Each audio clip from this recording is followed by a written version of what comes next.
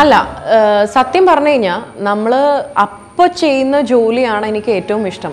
ഞാനിപ്പം സത്യം പറഞ്ഞാൽ രണ്ടും കുഴപ്പമില്ലാതെ രണ്ടും ഈക്വലി അങ്ങനെ കൊണ്ടുപോകുന്നുണ്ട്. ആർജെയിങ്ങും എനിക്ക് വളരെ ആർജെയിങ് ആദ്യം എനിക്ക് ഇത്ര ഇൻട്രസ്റ്റിംഗ് ആയിട്ടുള്ളൊരു സംഭവമാണ്, ഇത്ര ഭയങ്കര ത്രില്ലിംഗ് ആയിട്ടുള്ള സംഭവമാണെന്ന് അറിയില്ലായിരുന്നു. അതിനും മേലെ എനിക്കിപ്പോൾ ആർജെയിങ് ഇഷ്ടമായിട്ടുണ്ട്.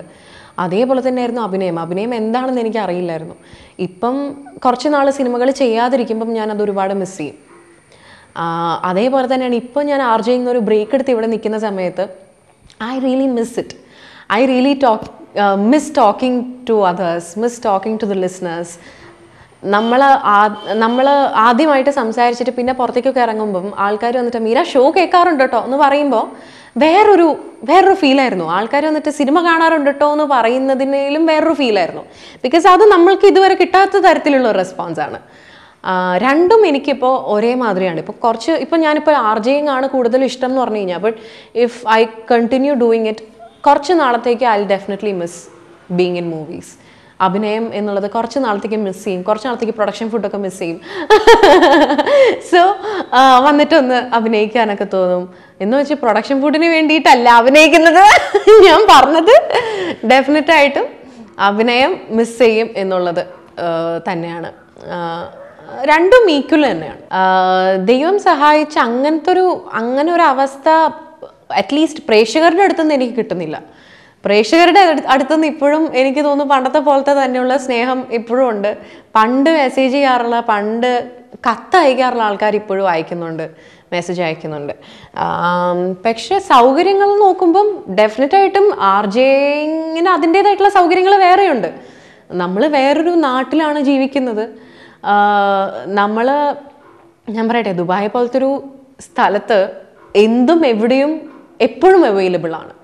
എനിക്ക് ഇവിടെ നാട്ടിൽ നിൽക്കുന്ന സമയത്ത് ഒറ്റയ്ക്ക് പോയിട്ട് ഷോപ്പ് ചെയ്യുക എന്ന് പറഞ്ഞു കഴിഞ്ഞാൽ എൻ്റെ അമ്മ 2 പ്രാവശ്യം ആലോചിക്കും. എന്നെ ഒറ്റയ്ക്ക് വിടില്ല. അവസാനം പറയും ഞാനും വരാം എന്ന് പറയും. അങ്ങനെയാണ് ഇവിടെ. അവിടെ ആവുമ്പം I have the freedom to do that. എനിക്ക് ആരെയും പേടിക്കേണ്ട ആവശ്യമില്ല. അറ്റ്ലീസ്റ്റ് എനിക്ക് അവിടെ ഏത് രാത്രിയിലും ഈവൻ ആഫ്റ്റർ 10 o'clock, ഇപ്പം ഞാൻ വീക്കെൻഡ്സിലൊക്കെ അമ്മേനെ വിളിക്കുന്ന സമയത്ത് രാത്രി വിളിച്ച് ഗുഡ് നൈറ്റ് പറയാൻ വേണ്ടി വിളിക്കുന്ന സമയത്ത് അമ്മ പറയും ഇപ്പം എവിടെയാ? ഞാൻ എന്താ ജസ്റ്റ് ഇറങ്ങി പുറത്ത് ഡിന്നർ കഴിക്കാൻ വേണ്ടി ഇറങ്ങിയതാ. ഇപ്പോഴോ 10:30 മണിയായില്ലേ എന്ന് ചോദിക്കും. അപ്പം ഞാൻ പറയും 10:30 മണി ഇവിടെ ഒരു സമയമാണോ? അവിടെ ശരിക്കും അതൊരു സമയമേ അല്ല. അതിൻ്റേതായിട്ടുള്ള സൗകര്യങ്ങൾ അവിടെ ഉണ്ട് എന്ന് വേണം പറയാനായിട്ട്. അതാ ഞാൻ പറഞ്ഞത്, ചില ഓഫേഴ്സ് വന്നിട്ട് എനിക്കത് ചെയ്യാൻ പറ്റാതെ ആ സിനിമ ലേറ്റർ ഓൺ സിനിമയായിട്ട് നമ്മൾ അവിടെ കാണുന്ന സമയത്ത് ഞാൻ വിചാരിക്കും ചെയ്യാമായിരുന്നു എന്ന് വിചാരിക്കും, ഒരു ചെറിയൊരു തോട്ട്. പക്ഷേ ഒരിക്കലും ഞാൻ റിഗ്രറ്റ് ചെയ്യില്ല.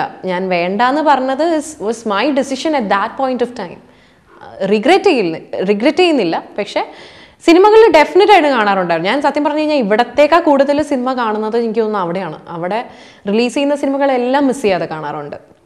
എല്ലാ വീക്കെൻഡ്സിലും സിനിമകൾ കാണാറുണ്ട്. എല്ലാ ദിവസങ്ങളും ഫ്രീ ആയി കിട്ടുന്ന സമയങ്ങളൊക്കെ സിനിമ കാണാറുണ്ട്.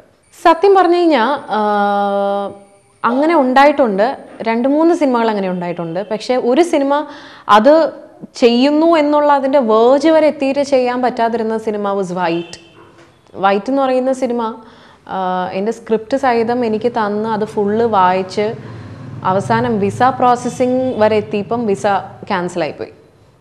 UK-യിലായിരുന്നു അതിൻ്റെ ഷൂട്ട്. അതുകൊണ്ട് വിസ ക്യാൻസലായിപ്പോയി. അപ്പോൾ അത് എനിക്ക് ഭയങ്കര, ബിക്കോസ് വിസ കിട്ടുന്നുള്ള കാര്യം എന്തായാലും ഉറപ്പായിരുന്നു.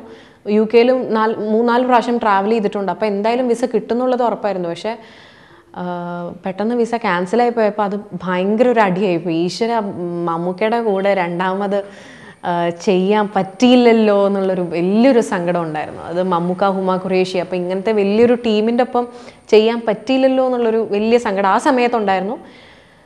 പിന്നെ ലേറ്റർ ഓൺ നമ്മുടെ ലൈഫായിട്ട് അങ്ങ് മുന്നിലേക്ക് പോയി.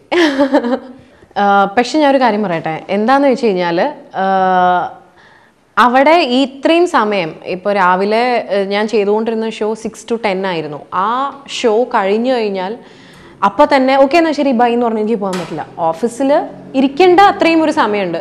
ഞാൻ ആ സമയത്ത് ഇരുന്നിട്ടുണ്ടായിരുന്നത് 2 മണി വരെ ആയിരുന്നു. 2 മണി വരെ I be in the office, I be doing something or the other. നാളത്തേക്കുള്ള പ്രിപ്പയർ ചെയ്യാനുണ്ടാവും, എന്തെങ്കിലും പ്രൊഡക്ഷൻ വർക്ക്സ് ഉണ്ടാവും, എന്തെങ്കിലുമൊക്കെ ആയിട്ട് പ്രിപ്പറേഷൻസ് സംഭവങ്ങൾ എന്തായാലും നടക്കുന്നുണ്ടാവും. സോ അത്രയും നേരം ഞാൻ ബിസി ആയിരിക്കും. പിന്നെ എനിക്ക് പോയി കഴിഞ്ഞാൽ ഉറങ്ങാനുള്ള സമയം ഉണ്ടായിരുന്നുള്ളൂ. ബിക്കോസ് ഏർലി മോർണിംഗ് എണീക്കുന്നതുകൊണ്ട് എന്തായാലും ഞാൻ ഇങ്ങനെ എങ്ങനെയെങ്കിലും ഉറങ്ങിയാൽ മതി എന്ന് പറഞ്ഞിട്ടായിരിക്കും വീട്ടിലേക്ക് എത്തുക. ആദ്യമൊക്കെ വലിയ ബുദ്ധിമുട്ടായിരുന്നു. ഈ പറഞ്ഞ പോലെ ഇവിടെ നിന്ന് ഇങ്ങനെ ഓടി നടന്നിട്ട് പെട്ടെന്ന് അവിടെ പോയിട്ട് ഇങ്ങനെ ഇരിക്കുമ്പം വലിയ ബുദ്ധിമുട്ടായിരുന്നു. ഞാൻ ഇങ്ങനെ ഇരുന്നിട്ട് ഇങ്ങനെ ആദ്യം ആലോചിക്കുമായിരുന്നു. ആദ്യത്തെ ഒരു 6 months ഞാൻ ഒരുപാട് സ്ട്രഗിൾ ചെയ്തിട്ടുണ്ട്. ഞാൻ വേണ്ട തിരിച്ചു പോവാം എന്നുള്ള തീരുമാനം വരെ എടുത്തിട്ടുണ്ട്. എനിക്ക് പറ്റുന്നുണ്ടായില്ല, പേരൻസിനെ മിസ് ചെയ്യാൻ പറ്റുന്നുണ്ടായില്ല. ഫാമിലി ഇവിടെ ആ സമയത്ത് എന്തെങ്കിലും ഫാമിലി റിലേറ്റഡ് ഫംഗ്ഷൻ എന്തെങ്കിലും നടക്കുന്ന സമയത്ത് അവർ ഫോട്ടോസൊക്കെ എടുത്ത് അയക്കുക.